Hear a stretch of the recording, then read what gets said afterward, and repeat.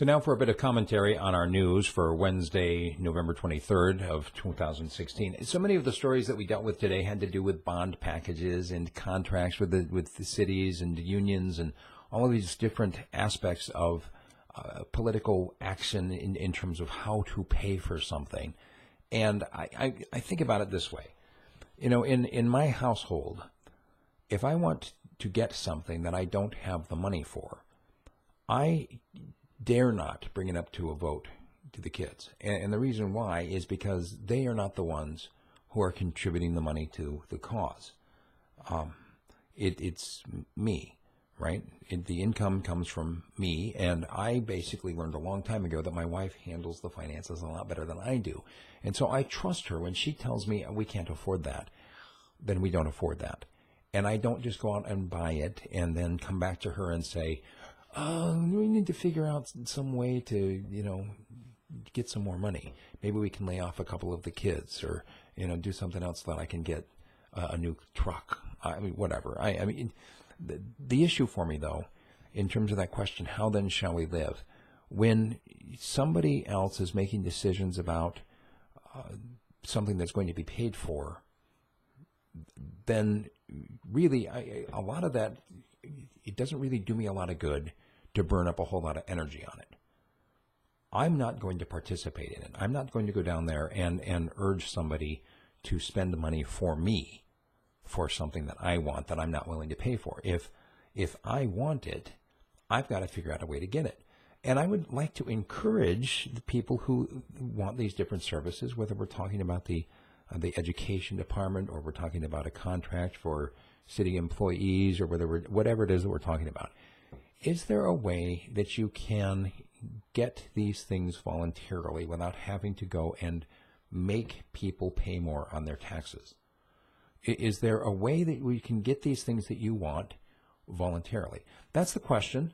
And again, whether you're, whatever kind of job you have, nobody likes somebody else coming in and taking your paycheck away.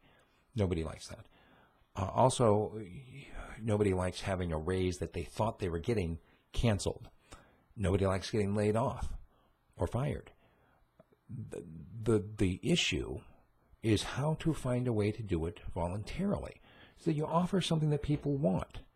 You offer something that people need, and then if it's valuable, they arrange an exchange for you, right? I mean, that's kind of where I'm coming as a voluntarist at this point. It's been a long, slow process. It really has.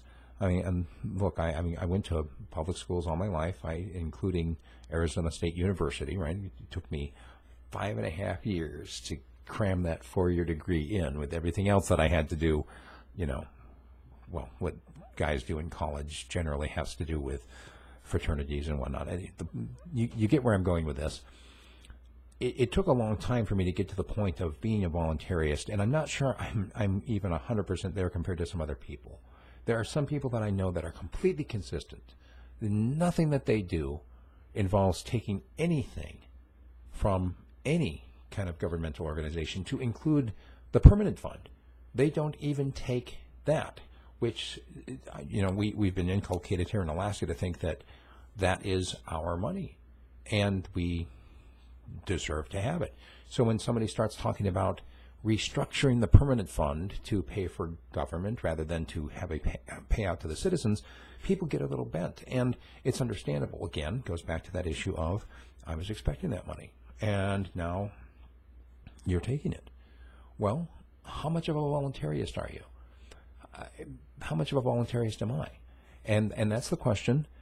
How far am I willing to go to get what I want without having to pay for it myself? That's my question for today, and I hope that it's something that we can talk about some more in the future. That's what I have for you here. My name is Steve Floyd, and you can find my website once again at radiofreespeech.com. If you like what I'm doing, please become a subscriber, a paying subscriber. There's a PayPal link at radiofreespeech.com.